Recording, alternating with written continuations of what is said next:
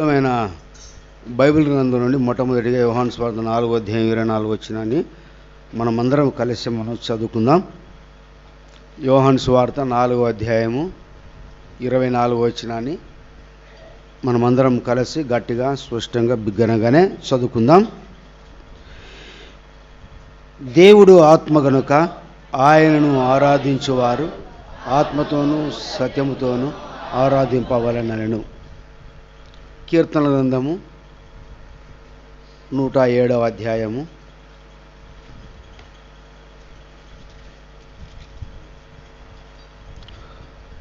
107వ అధ్యాయము 8వ వచనాన్ని మనమందరం కలిసి మనము చదువుకుందాం. 107వ కీర్తన 8వ వచనాన్ని మనమందరం కలిసి చదువుకుందాం. ఆయన కృపను బట్టి నరులకు ఆయన చేయు ఆశ్చర్యకాలను బట్టి వారు ఆయన కృతజ్ఞతాస్తుతులు చెందుతారు. ప్రభును ఆరాధిస్తూ వచ్చాం. ఇప్పుడు వాక్య వెలుగులో మన ప్రభును మనం ఆరాధిస్తాం. మరి ఉదయకాల సమయంలో క్యాలెండర్ వాక్యం ఎంతమంది చదివినారు నాకు అర్థం కాదు. ఎవరు చదివినారు క్యాలెండర్ వాక్యం? చదవలేని వారు క్యాలెండర్ వాక్యం ఏముందమ్మా? 107:15 చదువుకుందాం. అదే 107:15 15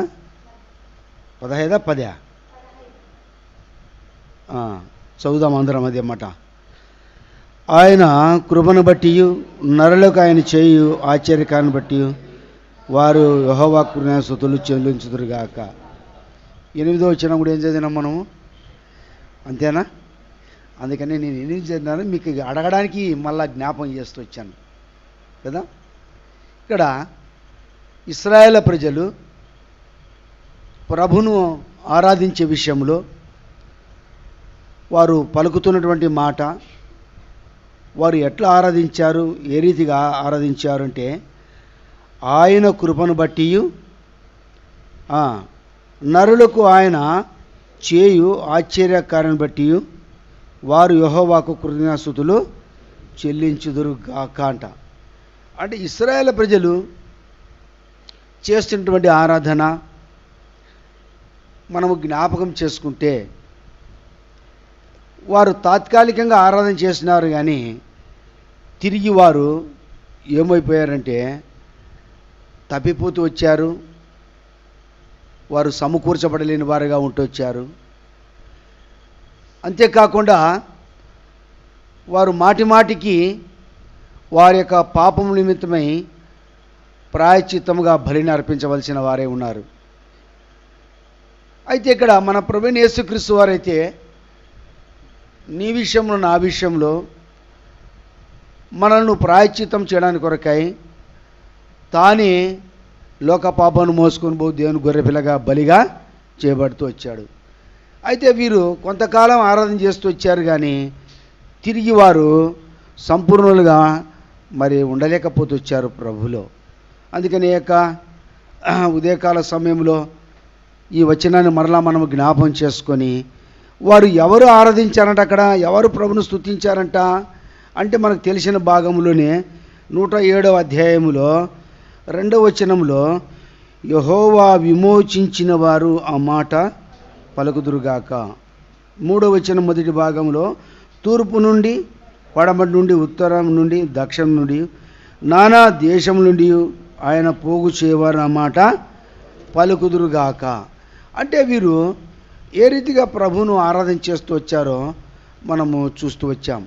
అంటే వీరు చేసేటువంటి ఆరాధనను బట్టి జ్ఞాపకం చేసుకుంటే ప్రభు ఒక మాట అంటాడు. చూడండి, మనకి ఇక్కడే 95వ అధ్యాయంలో ఒక మాట ప్రభు పలుకుతున్న మాటలు మనం చూద్దాం. 10వ వచనాన్ని అందరం కలిసి మనం చదువుకుందాం. 95వ అధ్యాయం 10వ వచనాన్ని అందరూ చూద్దాం. 40 ఏండ్ల కాలం ఆ తరం వారిని వల్ల నేను విసికి వారి హృదయమున తప్పిపోవు ప్రజలు వారు నా మార్గం తెలుసుకోలేదని అనుకుంటుని కదా. ఇక్కడ ప్రభు అంటున్నాడు, అక్కడ వారు పలికిన మాటలు వారు ఎప్పుడు పలికారు, ఏ స్థితిలో పలికారు అంటే మన నిర్గమాకాండం కూడా చూడవచ్చు. ప్రభు చేసిన ఆశ్చర్య కార్యములు, ఆ కార్యాలను బట్టి వారు ప్రభును ఏమని ఘనపరుస్తూ వచ్చారు,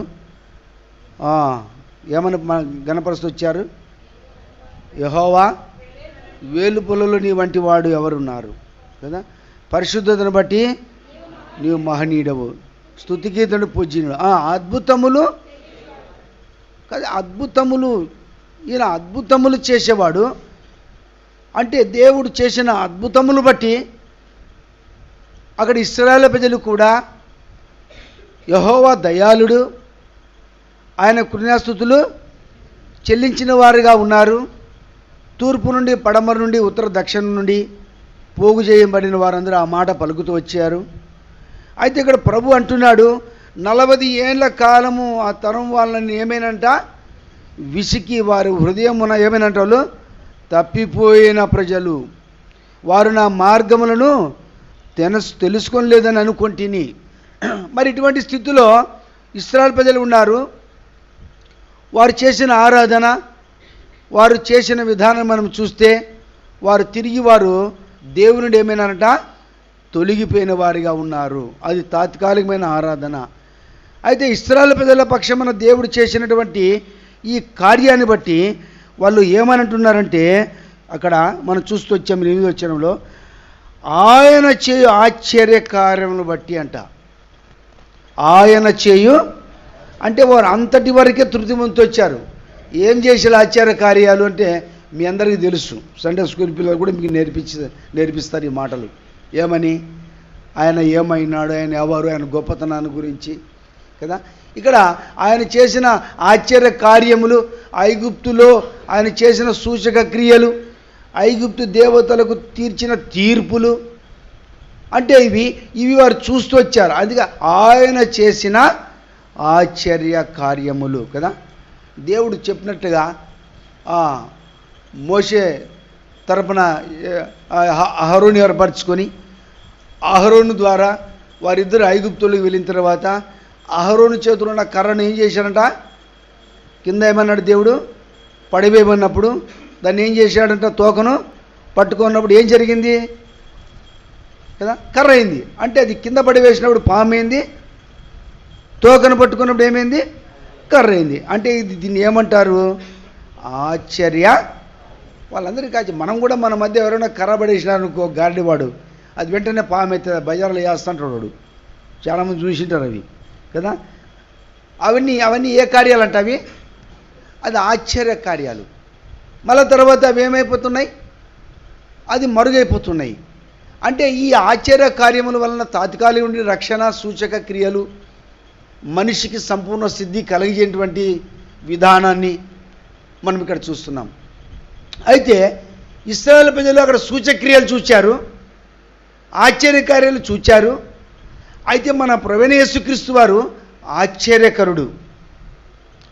ఆయన జన్మ ఆశ్చర్యము, భూమి మీద చేసిన కార్యాలన్నీ ఎటువంటివంట, ఆశ్చర్యము. ఏమై ఆశ్చర్యము కదా.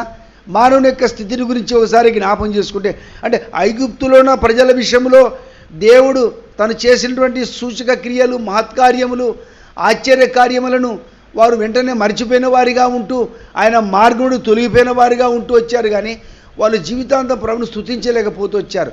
అయితే దేవుడు నీ విషయంలో, నా విషయంలో తిరిగి నిన్ను సమకూర్చుకొని మన పాపం నుండి మనం విమోచించడానికి కొరకై, మనం ప్రత్యేకించడానికి కొరకై దేవాది దేవుడు మన కొరకు భూమిదికి శరీరధారిగా వచ్చాడు. ఆయన ఆశ్చర్యకరుడు. అందుకనే పేతురు భక్తుడు మాట్లాడతాడు. మొదటి పేతురు పత్రికలు చూద్దాం, చూడండి. మొదటి పేతురు పత్రిక 1వ అధ్యాయము 8-9 వచనాలు.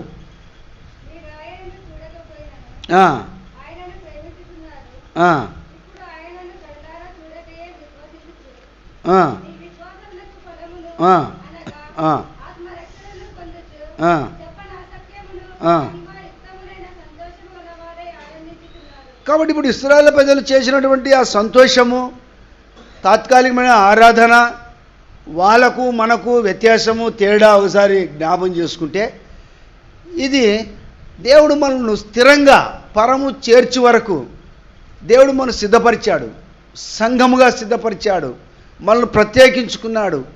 మనము ఆయనను కన్నులారగా చూడకపోయినను మనం ఏం చేశామంటే ఆయన యందు విశ్వాసం ఉంచాము.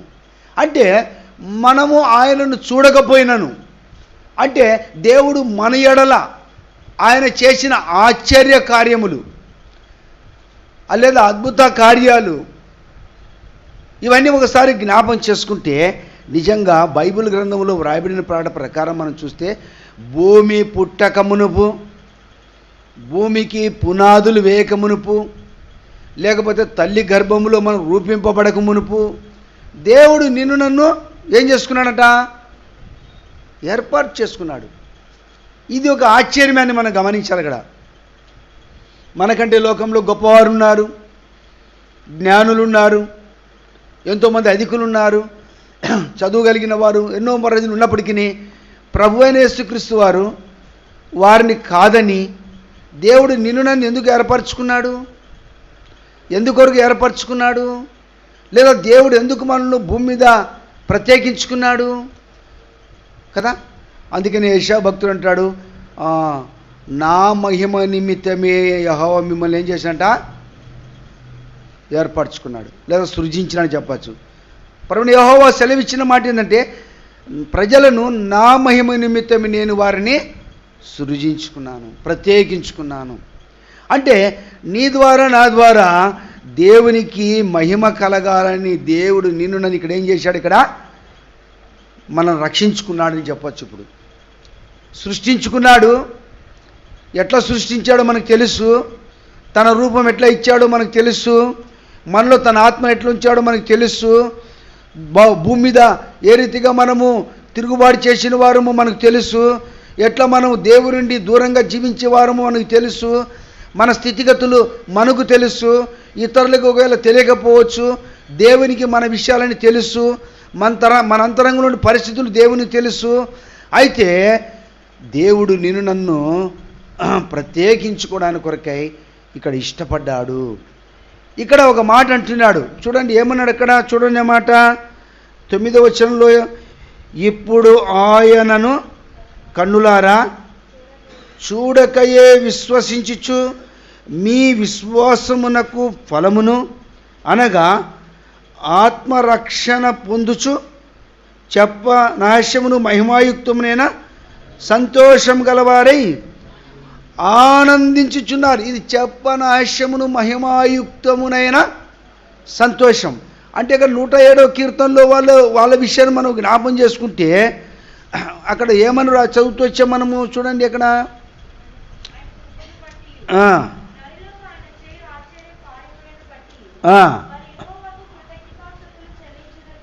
కాబట్టి ఇక్కడ వారు ఎటువంటి స్థితిలో వారు ప్రభును ఆరాధిస్తున్నారు అంటే చూడండి 5వ వచనంలో మనకు అర్థమవుతుంది. 5, 6 వచనాలు చదవమ్మా.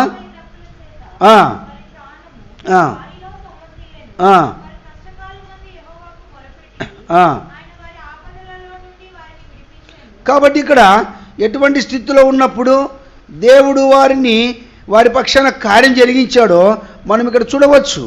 నిజంగా ఇంకా 7వ వచనంలో వారొక నివాసపురము చేరున్నట్లు చక్కని త్రోవను ఆయన వారిని నడిపించెను. అంటే వారు అరణ్యంలో తిరుగులాడుచున్నప్పుడు, ఆకలి చేత దప్పుల చేత ఉన్నప్పుడు, వారి యొక్క స్థితిని గురించి ఇక్కడ మనం చూస్తూ వచ్చినప్పుడు 2వ వచనంలో విరోధుల చేత నుండి ఆయన ఎట్లా విడిపించాడు, ఇటువంటి పరిస్థితులంతా మనం జ్ఞాపం చేసుకుంటే వారి కష్ట పరిస్థితులు అంటే వారి జీవితంలో ఏం లేదు ఇప్పుడంటే సంతోషము లేదు. వారు కష్ట పరిస్థితులు అంటే ఆయనకి రాయబడింది. వారు కష్టములో ఉన్నప్పుడు, వారికి నివాసపురం లేనప్పుడు కదా. ఇంకా అక్కడ మనం ఏం చూస్తూ వచ్చాము? విరోధుల చేతిలో నుండి ఇవన్నీ మనం చూస్తూ వచ్చినప్పుడు వారు సంతోషంతో ఉన్నారు ఎక్కడ అంటే వారు సంతోషంతో లేరు. వారికి తిరిగి దేవుడు సంతోషాన్ని ఎప్పుడైతే కలిగిస్తూ వచ్చాడో వారు అప్పుడు ఈ మాట పలుకుతూ వచ్చారు, ఆయన కృపను బట్టి నరులకు ఆయన చేయ ఆశ్చర్యకారం బట్టి వారు యెహోవాకు కృతజ్ఞతాస్తుతులు చెల్లించారు. అయితే ఇక్కడ మనము పేతురు భక్తుడు అంటాడు, చెప్పనాశము మహిమాయుక్తమునైన సంతోషము గలవారమై అని మనం ఇక్కడ చూస్తూ వచ్చాం. ఈ సంతోషం ఎప్పుడు కలిగింది, ఏ స్థితిలో కలిగింది? మనం ఒకప్పుడు సంతోషం లేని వారం దేవుని వాక్యం సెలవబడింది కదా, పాడుతూ వచ్చాం. ఏమని? చీకటి నుండి, పాపము నుండి, చీకటి నుండి ఆశ్చర్యకరమైన వెలుగులో నడిపిన. అంటే ఆరాధన సంబంధించిన పాటలో నిజంగా మనం చీకటి ఏం చూపిస్తుంది కదా, పాపాన్ని చూపిస్తుంది. అంతరంగంలో చీకటి ఉన్నప్పుడు వెలుగును మనం చూడలేం. దేవుడు ఏమైనాడు? వెలుగై ఉన్నాడు.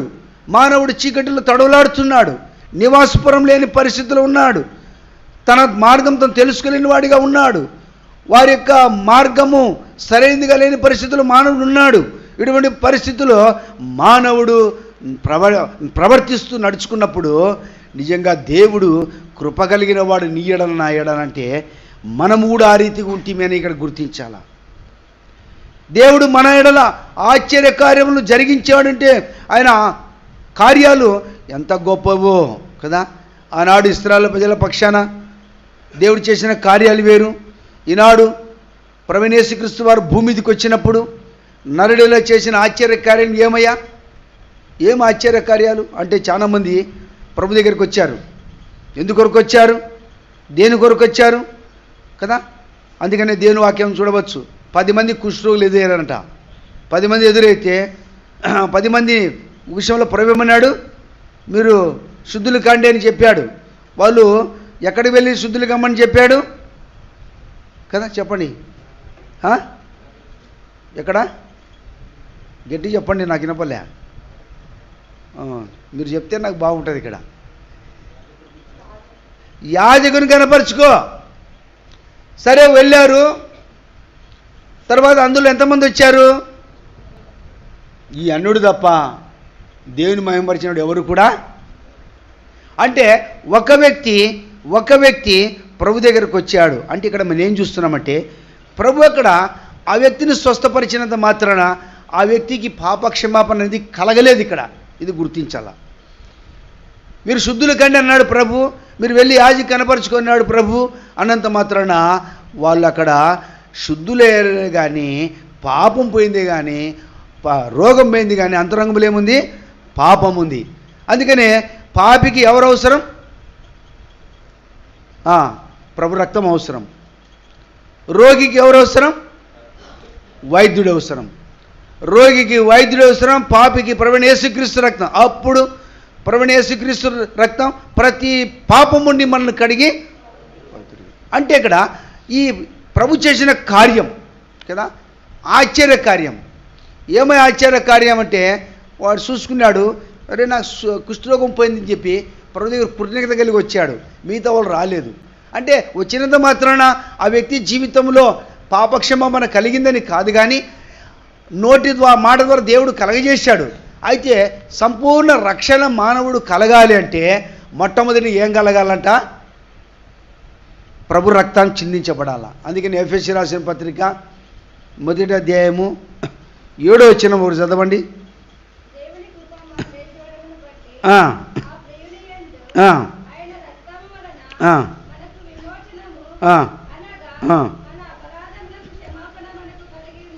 కాబట్టి ఇక్కడ ఏం జరిగిందంట?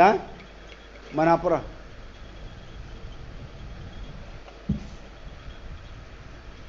అక్కడ ఏం కలిగింది? మన అపరాధములకు. అంటే అక్కడ ఏం అపరాధ? పాపములకు. చదువు అమ్మ, మళ్ళీ 7 వచ్చిన మళ్ళా త్వరగమ్మ.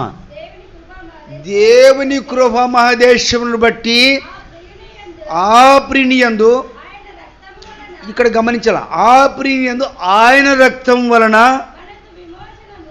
రక్తం వల్ల ఏం కలిగిందంటే ఇక్కడ మనకు విమోచనము, అనగా చాలు మన అపరాధములకు మనకు ఏం కలిగిందంటే అక్కడ క్షమాపణ. అంటే మానవుడు అపరాధి అని వాక్యం సెలవిస్తూ ఉంది. ధర్మశాస్త్రం కూడా అపరాధి అని సెలవిస్తుంది. ధర్మశాస్త్రంకున్న బలము పాపమని సెలవిస్తూ ఉంది. అయితే ఈ ధర్మశాస్త్రముని దేవుడు మనల్ని ప్రత్యేకించడానికి కొరకై పుస్తకపు చుట్టల్లో చుట్టబడిన ప్రకారము దేవుని చిత్తము నెరవేర్చడానికి కొరకై పరలోకం నుండి సృష్టికరణ దేవుడు కుమారునిగా భూమిదికి వచ్చాడు. ఆ కుమారుడిగా భూమిదికి రావడం వలన ఇక్కడ మానవునికి మొట్టమొదటిగా ఏం కలిగిందట?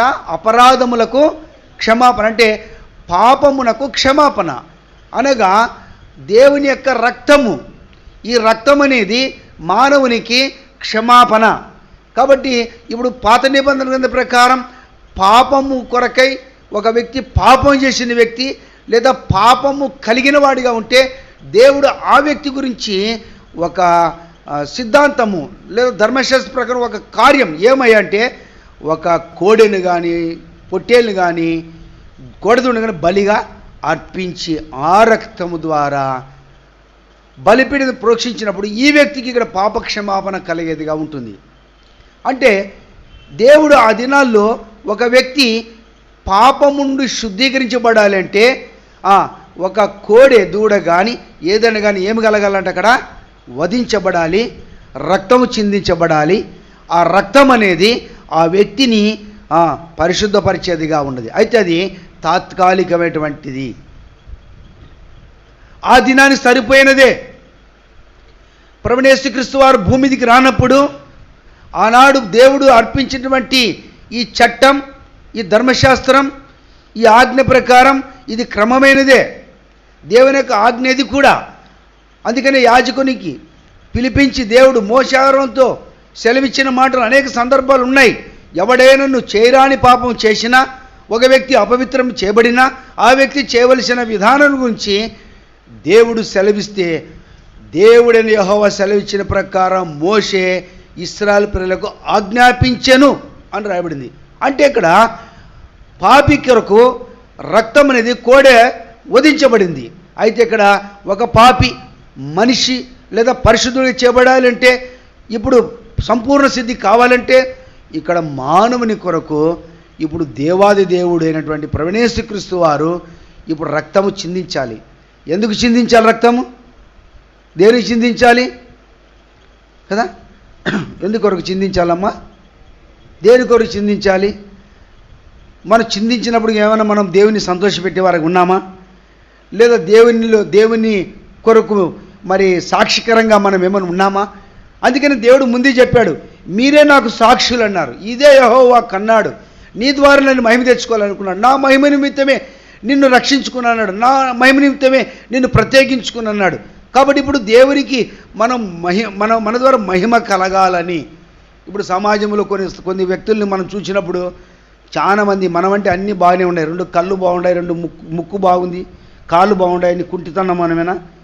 కుంటుకుండా నడవలేదు, గుడ్డి కన్ను లేదు, మెలకన్ను లేదు, లేదా ముక్కుడి చెవు లేదు, కన్ను లేదు, ఏమి కూడా మన జీవితంలో ఏ వంకర కనపలేదు. అయినా మనం ఎట్లున్నాము? కొంతమంది 2 కాళ్ళు లేని వాళ్ళు, చేయలేని వాళ్ళు, కొంతమంది నడవలేని స్థితిలో దేవుని పని చేసుకుంటూ పోతున్నారు, ఇట్లా అనుకుంటూ పోతున్నారు. అంటే మరి వారు ఆ రీతిగా చేస్తున్నారంటే ఈనాడు దేవునికి మహిమ ఎవరి ద్వారా మహిమ వస్తుంది? ఇప్పుడు చెప్పండి, మన ద్వారా వస్తుందా, వాళ్ళ ద్వారా వస్తుందా? దేవుడు అన్నాడు, నా మహిమ నిమిత్తమే నేను మిమ్మల్ని ఏం చేసినట్ట సృజించుకున్నానన్నాడు. ఈనాడు మనకంటే అందం కలిగిన వాళ్ళు ఉన్నారు, మంచి మంచి అందగత్తెలు ఉన్నారు, అందగాళ్ళు ఉన్నారు, చదువు కలిగిన వారు ఉన్నారు, కోటీశ్వరులు ఉన్నారు. మరి వాళ్ళని కాదని ఎందుకు దేవుడు మనల్ని ఏర్పరచుకున్నాడు? అందుకనే రాయబడింది కదా అపోస్తల మొదటి కొరింథీ పత్రికలో, మనం మొదటి అధ్యాయం మనం చూస్తే ఇక్కడ 26 చినుకొని వచనాలు, దేవుడు ఎన్నిక లేని వారిని, తృణీకరించబడిన వారిని, బలహీనని వారిని దేవుడు దేని కొరకు ఏర్పరచుకున్నాడంట? వారి లోకంలో సిగ్గుపరచడానికి కొరకు ఏర్పరచుకున్నాడంట. ఈనాడు మనమేమనుకుంటున్నాం? దేవుని యొక్క రక్షణను మనం పొంది ఆ రక్షణ బట్టి ప్రభును ఆరాధించలేక చాలాసార్లు శత్రుని చేత మోసపోయి మనం ఎన్నోసార్లు శత్రుని సంతోషపరిచిన వారం ఉన్నాం, కానీ ప్రభుని సంతోషపరిచిన వారు లేమని దేవుని వాక్యం సెలవిస్తోంది. అయితే మరలా ఇప్పుడు మనం తిరిగి సమకూర్చబడిన వారమై వారు ఎట్లా సంతోషిస్తున్నారు ఆయన చేసిన ఆశ్చర్యకారాన్ని బట్టి. అక్కడ పేతురు భక్తుడు అంటున్నాడు, చెప్పనాశమును మహిమాయుతమును సంతోషము గలవారే. ఈ యొక్క చెప్పనాశమును మహిమాయుతమును సంతోషం అనేది ఎప్పుడు కలిగింది మానవునికి? ఎప్పుడు కలిగింది? అందుకని అక్కడ మనం చూస్తూ వచ్చాం ఎఫెసీ రాసిన 1:7 ప్రకారంగా.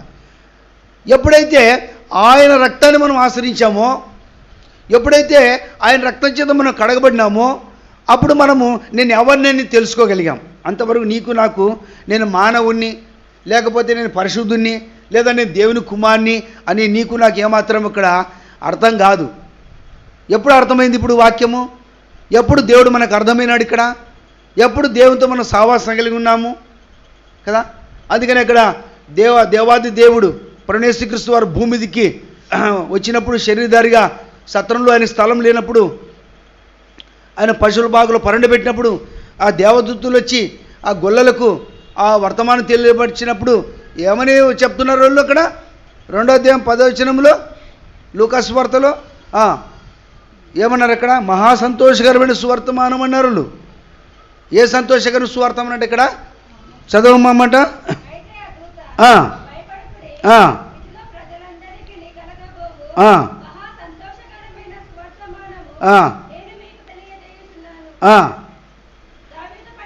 దావీదు పట్టణమందు చాలు. దావీదు పట్టణమందు నేడు మీ కొరకు రక్షకుడు పుట్టినాడు. ఏం రక్షకుడు పుట్టినాడు అంటే ఇంకా రక్షకుడు లేడా లోకములో? అంటే ప్రజలందరూ ఎట్లున్నారు ఇప్పుడు? ప్రజల పరిస్థితి ఎట్లా ఉంది? నీ పరిస్థితి నా పరిస్థితి ఎట్లున్నది? గొర్రెల వరే త్రో తప్పిన వారమేమిటిమి, శాంతి మార్గం ఎరగిన వారమేమిటిమి, నివాసపురం లేని వారంగా ఉంటిమి, ఆకలి దప్పుల చేత మనం అలమటించే వారమేమిటిమి, చీకటిలో మనం సంచరించే వారమే ఉంటిమి, విడుదల లేని పరిస్థితుల్లో ఉన్నవారమై ఉంటి మనము. నిజంగా మన ఆత్మీయ గుడితనములో ఉంటూ సృష్టికర్త దేవుని తెలుసుకోలేని వారమే ఉంటిమి. ఇటువంటి నీ విషయంలో నా విషయంలో ఆయన రక్షకుడుగా ఎప్పుడు జన్మించాడంట? గలతీ 4:4 ప్రకారము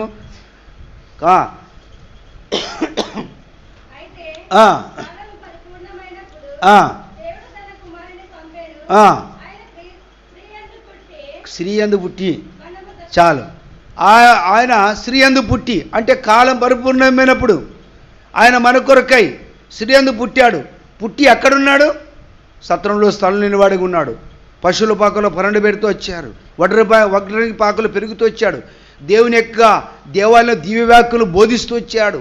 నిజంగా ఆశ్చర్య కార్యములు చేస్తూ వచ్చాడు. ఈయన పేరు ఆశ్చర్యకరుడు. ఆయన గురించి మనం జ్ఞాపం చేసుకుంటే ఆ ఇశ్రాయేలు ప్రజలకు లేదా గొల్లలకు ఆ దూత చెప్తున్న మాట నిజంగా సంతోషకరమైన సువర్తమానం.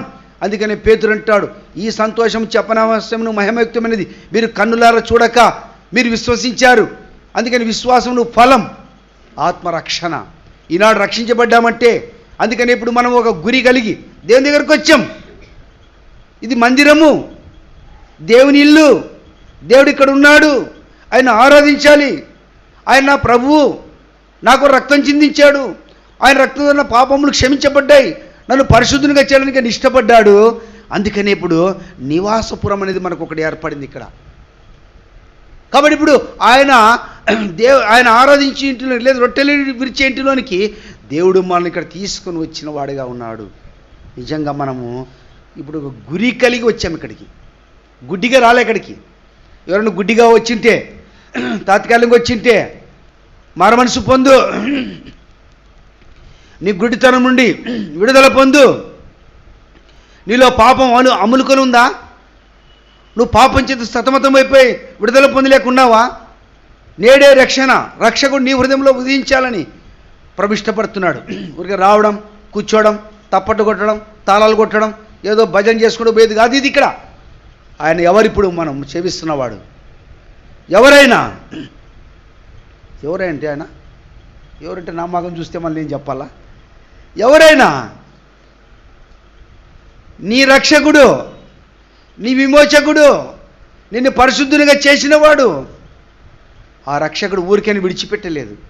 ఆయన రక్తం ఇప్పుడు ఏం చేసింది? మనల్ని మన పాపమునకు క్షమాపణ, మన అపరాధములకు క్షమాపణ. ఈ లోకం లేదా మనకు సరి జ్ఞాపం చేసుకుంటే మన మీద ముద్ర వేయబడింది. ఏమని ముద్ర? నువ్వు దొంగ, నువ్వు పాపి, నువ్వు నరహంతకుడు, నా గురించి రకరకాలుగా ఒక ముద్ర వేయబడినది కదా. కయ్యోని మీద ముద్ర వేసినాడు. నా దోష శిక్ష నేను భరింపలేనంత గొప్పది.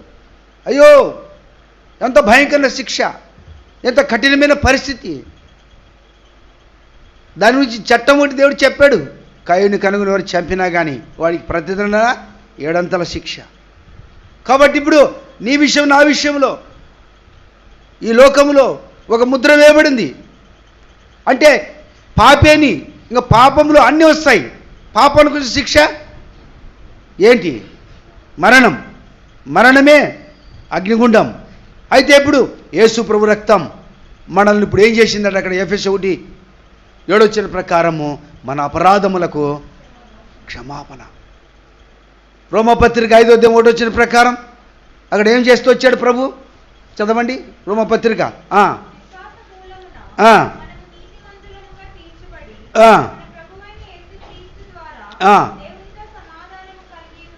కాబట్టి ఇక్కడ మనకు రెండవదిగా మనం ఇక్కడ ఏం చూస్తున్నాము అంటే నీతిమంతులముగా, పాపక్షమాపణ లేకుండా ఎవరు కూడా పరిశుద్ధుడిగా చేయబడలేడు. ఎప్పుడైతే పాపక్షమాపణ మనము కలిగిన వారమై ఉంటామో తద్వారా రెండవది మనలో కలిగిన కార్యం ఏంటంటే నీతిమంతులము. అయితే అబ్రహాం గురించి ఏం రాయబడి చూడండి, గలతీ పత్రిక 3:6 అయితే గలతీ పత్రిక 3:6లో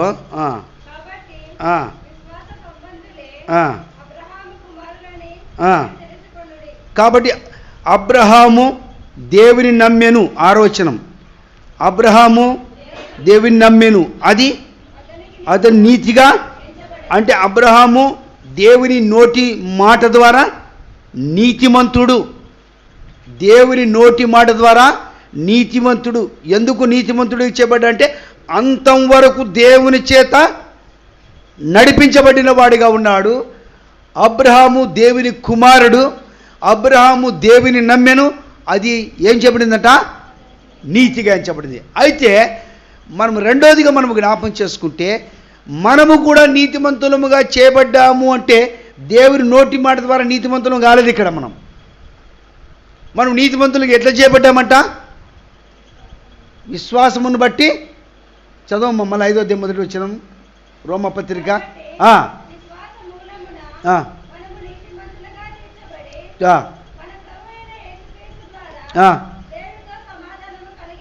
కాబట్టి అక్కడ విశ్వాసం బట్టి మనము నీతిమంతులుగా చేయబడి, ఇంకా స్పష్టంగా మనకు అర్థం కావాలంటే రోమపత్రిక 5:9 చదువు మనకు అర్థమవుతుంది.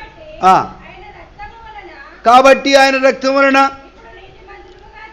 చాలు. కాబట్టి ఇప్పుడు ఆయన రక్తం వలన ఇప్పుడు మన నీతిమంతులం. మొట్టమొదటిగా ఆయన రక్తం వలన పాప క్షమాపణ.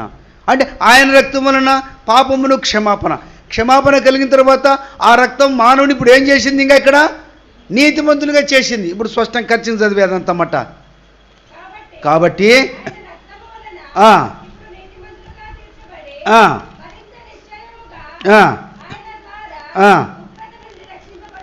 కాబట్టి ఆయన రక్తం ద్వారా నీతిమంతులుగా చేయబడడం కాకుండా ఉగ్రత నుండి రక్షించబడడానికి దేవుడు చేసినటువంటి ఇది ఆశ్చర్య కార్యము. ఇది అసలు ఉగ్రత నుండి ఎట్లా రక్షించబడుతుంది? రక్తం ద్వారా.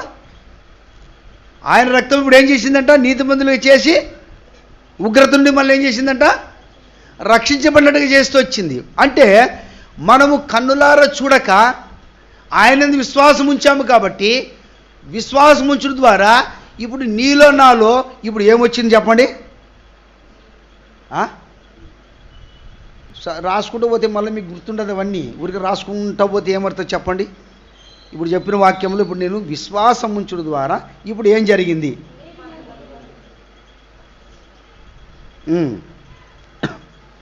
కదా? ఇక్కడ మనము గమనించాలా, విశ్వాసం ఉంచడం ద్వారా మనము సంతోషం మన హృదయంలోకి వచ్చింది. అందుకనే 1 పేతురు పత్రిక మనము 1వ అధ్యాయం 8-9 చదువుతూ వచ్చాం. సంతోషం కలగడానికి ఏం జరిగిందని మనం చూస్తూ వచ్చాం. పాప క్షమాపణ కలిగింది. రెండోదిగా నీతిమంతులుగా చేయబడ్డాం. దేన్ని బట్టి? ఆయన రక్తం బట్టి. గలతీ పత్రిక 3:26 ప్రకారంగా నీతిమంతులే కాదు, ఇంకా ఏం చేశాడు అక్కడ దేవుడు? గలతీ 3:26 ఆ, ఆ. కాబట్టి విశ్వాసం వలన ఇప్పుడు నీవు నేను ఏమైనామంటే ఇక్కడ దేవునికి కుమారులు. చూడు, దేవుని కుమారులు కావాలంటే సామాన్యమైన పనేనా? ఎవరైనా వచ్చి అయ్యా నన్ను దేవుని కుమారుని చేయమంటే ఎవరైనా చేస్తారా? ఒక ఆయన ఇచ్చాడు, ఏమని, అయ్యా మీరు పరిశుద్ధాత్మ వరమును మరి పొందారు కదా, నాకు కూడా ఆ వరం పొందడానికి ఇదిగో ద్రవ్యం ఇస్తాను, నాకు ఆ వరం ఇవ్వండి అంటే ఏమన్నాడు భక్తుడాడా? నీ ధనము నీ యొద్ద ఉంచుకో. కాబట్టి ఆ మనిషికి పాలు లేవు. ఎందుకంటే పరిశుద్ధాత్మ వరమును పొందాలంటే ఏం చేయాలి అక్కడ? కాబట్టి ఆ దినాల్లో వాళ్ళు పరిశుద్ధాత్మను పొందుతూ వచ్చారు. ఆ గాడివాడు వాడు నాకు కూడా కావాలని అడిగే పరిస్థితిలోకి వచ్చాడు. కాబట్టి ఇక్కడ కూడా మనం గమనిస్తే దేవుని కుమారులు కావాలి అంటే అయ్యా నన్ను కూడా దేవుని కుమారుని చెయ్యండి అని మన దగ్గరకు వస్తే మనం ఏం చేస్తాం చెప్పండి? ఏం చేస్తాం? ఏం చేస్తారా? దేవుని వాక్యం చెప్తాం వాళ్ళకు. ఏమని? దేవుని కుమారుడిగా కావాలంటే, దేవుని కుమార్తె కావాలంటే యేసు ప్రభువుని నీ నోటితో ఒప్పుకో అంటాము. ఆయన మృతుల్లో నుండి లేచిన హృదయం విశ్వాసం ఉంచని చెప్తాము, తీర్మానం చేస్తాం.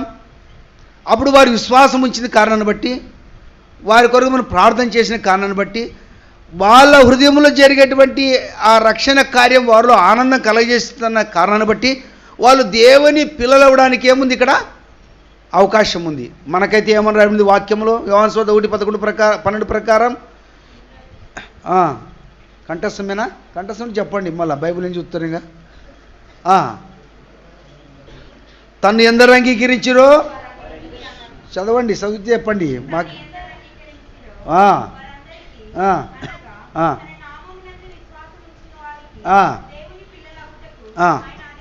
అంటే అక్కడ విశ్వాసం ఉంచడం ద్వారా ఆత్మఫలము, చెప్పనవశ్యమును, మహిమాయుక్తమైన సంతోషమును పొందినట్టు మనం చూస్తున్నాం. ఆ సంతోషం కలగడానికి కొరకై దేవాది దేవుడైనటువంటి ప్రభుయేసుక్రీస్తు వారు పరమించి భూమిదికి వచ్చి నీ కొరకు నా కొరకు లోకపాపును మోసుకుని దేవుని గొర్రెపిల్లగా బలిగా చేయబడుతూ వచ్చాడు. అయితే రక్తం చిందిస్తూ వచ్చాడు. రక్తం చిందించడం ద్వారా పాపక్షమాపణ, దేవుని రెండవది వచ్చి నీతిమంతులుగా చేయబడుతూ వచ్చాడు. కాబట్టి నీతిమంతులుగా. మూడవదికి వచ్చి దేవుని కుమారులుగా. అంటే ఇక్కడ యోహాను సువార్త 1:12 ప్రకారం నీవు నేను కూడా అట్లా అంగీకరించాం కాబట్టి దేవుని యొక్క అధికారం మనం పొందాం. ఇప్పుడు తను ఎందరు అంగీకరించారో అనగా తన నామం విశ్వసించిన వారందరికీ దేవుని పిల్లడు. ఇక్కడ ఏమొచ్చిందంటే ఇక్కడ ఆయన అధికారం అనేది మనం ఇక్కడ చూస్తున్నాం. దేవుడు ఒక అధికారం ఇచ్చాడు. ఈనాడు నీవు నేను ఆ అధికారంను బట్టి మనం సంతోషిస్తున్నాం. ఏమై అధికారం? బైబిల్ గ్రంథం రాయబడింది. ఆయన కృప ద్వారా మనం ఏమైనా ఇక్కడ రక్షించబడ్డాం. ఆయన కృప ద్వారా మనం ఇక్కడ రక్షించబడ్డాం. రక్షించబడిన తర్వాత దేవుడు విడిచిపెట్టాడా? ఎఫెసీ 1:13 ఏం రాయబడింది? ఆయన రక్షించాడు. ఆయన కృప ద్వారా మీరును సత్యవాక్యమును అనగా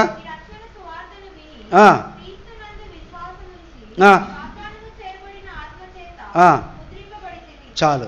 కాబట్టి ఇప్పుడు సత్యవాక్యం వినిన తరువాత దేవుడు మనల్ని ఏం చేశాడంట? ఆత్మ ద్వారా మనం ముద్ర వేశాడు. ఎందరైతే దేవుని ఆత్మ నడిపించబడుదురో వారందరూ దేవుని పిల్లలు అగుటకు ఆయన అధికారం ఇచ్చాడు. కాబట్టి ఈనాడు విశ్వసించి దేవుని పిల్లలు పొందడమే కాకుండా దేవుని ఆత్మను పొందేవారిగా దేవుడు కనికరించాడు. అంటే ఎప్పుడు దేవుని ఆత్మను పొందాం? ఎప్పుడైతే మనము నిర్జీవ క్రియలు విడిచిపెట్టి జీవంగల దేవుని సేవించినట్టుగా జీవంగల దేవుని సంఘములో బాప్తిసం పొంది ఎప్పుడైతే మనం పైకి లేబడుతూ వచ్చామో దేవుని ఆత్మ మనలోనికి వచ్చేసింది. ఆత్మచేత దేవుడు ఇప్పుడు ఏం చేశాడు? మన సంఘములో ఏం చేశాడు? నేను చెప్పాలి, అది కూడా ఇప్పుడే తెలిసింది వాక్యము. ఆత్మచేత దేవుడు ముద్రించాడు. నిజంగా ముద్రించి ఆయన మన ఎడల మనం మౌనంగా లేడు. ఇంకొక మాట చూసుకొని ముగించుకుంది. ఇదే మొదటి పేతురు పత్రిక చూడండి, 1వ అధ్యాయము మొదటి అధ్యాయము 3-4 వచనం అందరూ కలిసి చదివితే బాగుంటుంది అనుకుంటా. 3-4 వచనాలు మొదటి పేతురు పత్రిక మొదటి అధ్యాయము 3-4 వచనాలు అందరూ కలిసి చదువుదాం. మన ప్రభువు యేసుక్రీస్తు తండ్రి అయిన దేవుడు స్తుతింపబడును గాక. మృతుల నుండి క్రీస్తు తిరిగి లేచుట వలన జీవంతో కూడిన నిరీక్షణ మనకు కలిగినట్లు, అనగా క్షయమైనది నిర్మలమైనది వాడవారిన స్వాస్థ్యం మనకు కలిగినట్లు ఆయన తన విశేష కనికరం చొప్పున మనల్ని మరలా. కాబట్టి దేవుడు ఎట్లా మనలను ఆయన మృతులలో నుండి తిరిగి లేచడం ద్వారా ఆయన మనల్ని ఏం చేశాడు ఇక్కడ కదా, ఆయన మృతులను తిరిగి లేచడం ద్వారా జీవంతో కూడిన నిరీక్షణ మనకు కలుగునట్లు, అక్షమైనది నిర్మలమైనది వాడబాని స్వాస్థ్యం మనకు కలిగినట్లు తన విశేష కనికరం చొప్పున మనం మరలా పునర్జన్మింపజేస్తూ వచ్చాడు ఇక్కడ. కాబట్టి ఈయన మనల్ని మరలా జన్మింప చేయడానికి, అంటే ఒకసారి జన్మించాం, రెండవదిగా యేసుక్రీస్తులో నీవు నేను ఆయన మరణ పుడుతున్న భూస్థాపనలో ఏం పొందాం ఇక్కడ? బాప్తిసం పొందాం. బాప్తిసం పొందిన వెంటనే మనలోకి ఏమొచ్చిందంటే ఇంకా నేను ఏం చెప్పాలి మీకు ఇంతకాలం. ఏమక్క మీరక్కను చెప్పక పరిశుద్ధాత్మ దేవుడు వచ్చాడు. పరిశుద్ధాత్మ దేవుడు ఎప్పుడు వస్తాడు? ఎప్పుడైతే మనం నిర్జీవకులు విడిచిపెట్టి జీవగల దేవుని వైపు చూస్తూ మన పాపములను ఒప్పుకొని ఆయన మరణ పునరుత్థాన భూస్థాపన ఐక్యతపరచబడుతూ వచ్చామో అప్పుడు మనలోనికి దేవుని ఆత్మ వచ్చింది. ఇక్కడ ఈ మరణ పునరుత్థాన కార్యము జరిగితేనే తప్ప ఈ మనలో కార్యాలు జరగవు. అయితే మొట్టమొదటి జరగవలసిన విధానం పాప క్షమాపణ, యేసు రక్తం ద్వారా శుద్ధీకరణ, నీతిమంతత్వం, కుమారత్వం, దేవుని యొక్క ఆత్మచే ముద్రించబడాలంటే సంఘములో మరణ పునరుత్థాన భూస్థాపన. ఒకవేళ అయ్యా నాకు బాప్తిసం పొందలేదు, నేను ఆయన ఆత్మ నాలో లేదని అనుకోవచ్చును, కానీ ఒకటి మాత్రం, మొట్టమొదటి నీలో ఉన్న ఆత్మకు బాప్తిసం జరగాలి.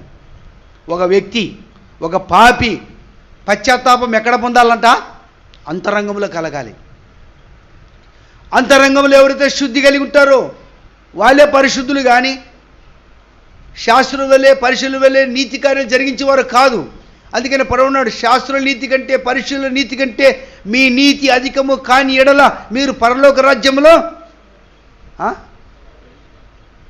కదా. అందుకనే మనము పైన పూతబడిన భక్తి కాదు మనకు కాల్చిండేది. ఒకవేళ రక్షణ లేనివారుగా వాళ్ళు రక్షించబడి బాప్తిసం ఒకవేళ ఆలస్యం అవుతూ ఉంటే నీ ఆత్మకు బాప్తిసం జరిగింది అంతరంగములో. అందుకనే గమనించాలి. అందుకే ఒక మాట నువ్వు చెప్తూ వచ్చాను, సిలువలో దొంగ ఉన్నాడు. సిలువలో దొంగ ఉన్నప్పుడు ప్రభు యొక్క మాటలు ఆయన విని విశ్వాసం ఉంచి, యేసు నీ రాజ్యముతో వచ్చినప్పుడు అందుకు ఎందుకన్నాడు? నేడే అని ప్రభు అన్నాడు. మళ్ళా అంటే మళ్ళీ బాప్తిసం లేదు కదా, ఎట్లా పరలోకానికి పోయినాడు? అంటే తన అంతరంగములో ఏం కలిగింది? అక్కడ బాప్తిసం కలిగింది, ఆత్మకు బాప్తిసం కలిగింది. శరీర బాప్తిసం వేరు. ప్రజలు చూస్తుండగా నేను పాపానికి, లోకానికి, కులానికి, దానికి కట్టుబడికి అన్నీ చచ్చిపోతున్నాను, పాతిపెట్టి తిరిగి లేపబడుతున్నాను సాక్ష్యం పొందడానికి బాప్తిసం. యేసు ప్రభు కూడా బాప్తిస్తము నీతి యావత్తు జరగాలని, మనము కూడా తీసుకోవాలని, లోక పద్ధతులు మనం ప్రత్యేకంగా కనపడాలని ఆడ మాదిరిగా చూపించాడు. మనం మాదిరిగా ఇప్పుడు సమయం లేదనుకో, వెంటనే మనం ఏం చేయాలంటే చాలామంది కొంతమంది అంటారు, ఏ నాయన మీ నాయనలో చచ్చిపోయినంటే, అన్న నిన్ననే చచ్చిపోయినాను, నేను రాత్రి పాపలో ఒప్పించినన్నా. ఏమి ఒప్పించినట? పరలోకను పెంటాడన్న మా నాయన మా అమ్మ, రాత్రి పాపాలు ఒప్పించేసినాను, గుట్టుకు నీళ్ళు పోయి బుడుగులు చచ్చిపోయినట. అయితే ఇప్పుడు ఆడిపోయినాడు, ఇంకా పరలోకము నా దేశము అంటే మళ్ళీ పాడొద్దండి. ఇంకా పాడితే పాత పరలోకానికి ఏడబోయింటాడు పరలోకానికి ముసలోడనే.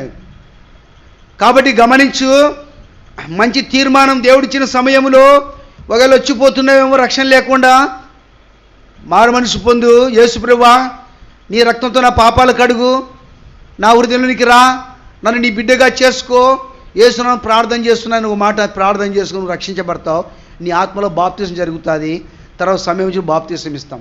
రక్షించబడిన నీవు నేను ప్రభు మనల్ని చేసిన కార్యం ఈనాడు సంతోషంతో ప్రభు దగ్గరికి వచ్చి మనం ఆరాధిస్తున్నామంటే ప్రభు మన కొరకై చేసిన ఆశ్చర్య కార్యములు. ఆయన శిలువ ఎంత భయంకరమైనది. ఒక పక్క కొరడతో రోమ సైన్యం కొడుతుంటే, ముళ్ళ కిరీటమైన ధరించి ఉంటే, ఆయన సొమ్మసిల్లేవాడిగా ఉంటే, 3 మేకులు ఎరడబడుతూ ఆయన పలుకుతున్న మాటలను బట్టి కింద జన సమూహం, సైన్య సమూహం, ప్రజలందరూ దేవుని కుమ్మడి దిగు అంటున్నారు. దొంగలు కూడా దూషిస్తున్నారు. నిజంగా ఆయన నీ కొరకు నా కొరకే శిలువను సహించాడు, నిందలు వేదనలు పొందుతూ వచ్చాడు. అంతేకాదు ఆయన మృతి పొంది సమాధి చేయబడి తిరిగి లేచిన ద్వారా ఇది గొప్ప ఆశ్చర్యం, ప్రపంచానికే ఆశ్చర్యం. అందుకనే క్రీస్తు శకం వేరు, క్రీస్తు పూర్వం వేరు. అందుకనే రాసేవాళ్ళు క్రీస్తు పూర్వం అంటారు, కొంతమంది క్రీస్తు శకం అని కొద్దిగా అర్జీ రాస్తారు ఏదైనా కానీ.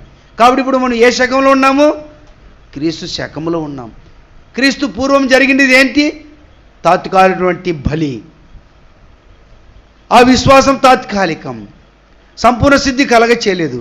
ఇప్పుడు నీ కొరకు నా కొరకై సంపూర్ణ సిద్ధి కలగజేయడానికి కొరకై, ఆత్మరక్షణ పొందడానికి కొరకై, దేవుని కుమారులుగా చేయబడానికి కొరకై, పాపక్షమాపణ కలగడానికి కొరకై, నీతిమంతులుగా చేయబడానికి కొరకై, నిత్య రాజ్యంలో ఉండడానికి కొరకై దేవుడు భూమి మీద నీకు నాకు ఒక సంఘ ప్రత్యక్షనిచ్చాడు. ఆ సంఘ ప్రత్యక్షతలో నిన్ను నన్ను ఆత్మీయ కట్టడానికి దేవుడు ఇక్కడ ఇష్టపడుతూ నీడలని నాడలు చేసిన కార్యం ఎంత గొప్పది. ఒకప్పుడు ఎక్కడున్నావు? నీవు నేను ఎక్కడున్నాం? నీవు నేను ఏ స్థితిలో ఉన్నాం? ఒకప్పుడు ఏ పరిస్థితులు ఉన్నాం? ఇప్పుడు మనం ఎవరం? ఆ మాట చూసుకొని ప్రాణం చేసుకుందాం.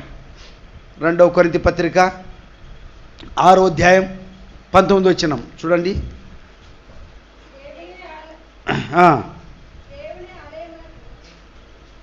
చదువమ్మా గట్టిగా.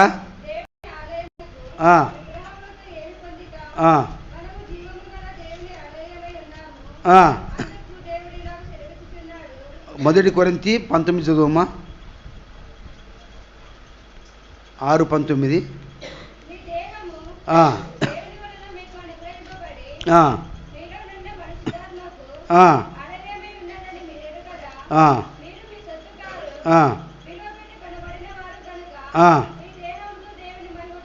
చాలు. కాబట్టి ఇక్కడ దేవుని వాక్యం రాయబడిన ప్రకారము దేవుడు మనల్ని ఏం చేసుకున్నాడు కదా. ఇక్కడ మనకి ఇంకా మనకు అర్థం కావాలనుకుంటే 6:19లో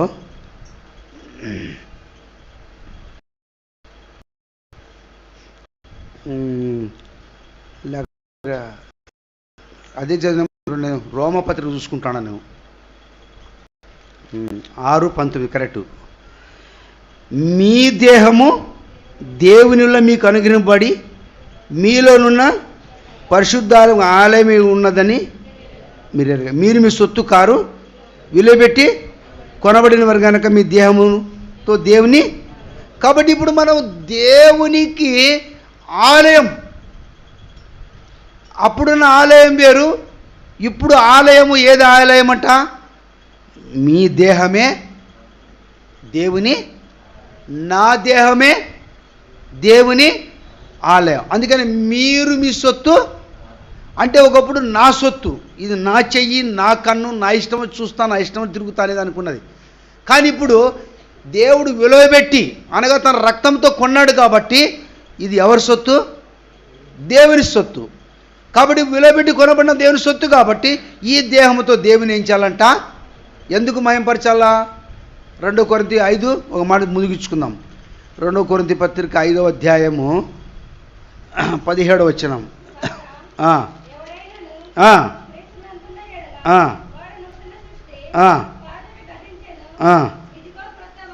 కాబట్టి ఇప్పుడు దేవునిలో ఉన్నాం కాబట్టి మనము ఆ నూతన సృష్టి, దేవుని ఆలయము, దేవుని ఆత్మ మనలో ఉన్నది.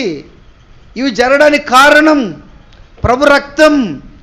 ఆ రక్తం మన పాపములను తీసివేసింది. ఆ రక్తం మనల్ని నీతిమంతులుగా చేసింది. ఆ రక్తం మనల్ని కుమారులుగా చేసింది. ఆ రక్తము మనల్ని సంఘంలోనికి తీసుకొచ్చింది. ఆ రక్తం ద్వారా సంఘములో మనము ఆయన మరణప్పుడు తన భూస్థాపనలో ఐక్యతపరచబడుతూ ఆయన ఆత్మచేత మనమేమన్నాం? ఇక్కడ ముద్రించబడ్డాం. అంతేకాదు దేవుని ఆలయంగా చేయబడ్డాం. మనం మన సొత్తు కాదు, విలువబెట్టి కొనబడిన వారు. ఇప్పుడు మనం ఎవరము? నూతన సృష్టి, నూతన వ్యక్తులం. పాత మాటలు పోయినాయి. పాత మాటలు అంటే ఇంక మీకు తెలుసు. కోపం వస్తే ఏం చేస్తారు యోహాన్? అది ఎవరికైనా కోపం వచ్చిందంటే ఏం చేస్తారు? ఇంకా మాటలు బయటకు పోయినాక తెలుస్తాయి. అంటే ఇప్పుడు కొత్త భాష వచ్చింది మనకు. ఏం కొత్త భాష? ఒకప్పుడు ఏం రా రే అనేవాళ్ళం. ఇప్పుడు ఏమంటాం? ఏం బాబు ఎక్కడ పోతున్నా బాబు అంట. ఏంది ఒకప్పుడు ఏం రా అంటివేనని ఇప్పుడు బాబు అంటే నా భాష మారిపోయింది. ఇప్పుడు ఏం మారిపోయింది? ఇందులో ఏం మే ఎక్కడ పోతున్నా మే అనేవాళ్ళు. కడప సైడ్ భాషలు అది. ఇప్పుడు ఏ అమ్మాయి ఎక్కడ పోతున్నావు అమ్మాయి, అబ్బాయి ఇట్లా రా అబ్బాయి, అట్లా బా అబ్బాయి అంటే ఇప్పుడు ఏమైంది? భాష మారింది లేదా? పాత అలవాట్లు పోయినాయా లేదా? పోలేదా? పోయినాయి అంటూ చూస్తా పిండిలో అక్కడ డ్యాన్సులు ఆడేటప్పుడు ఎవరైనా కానీ చాలా జాగ్రత్తగా ఉండాల.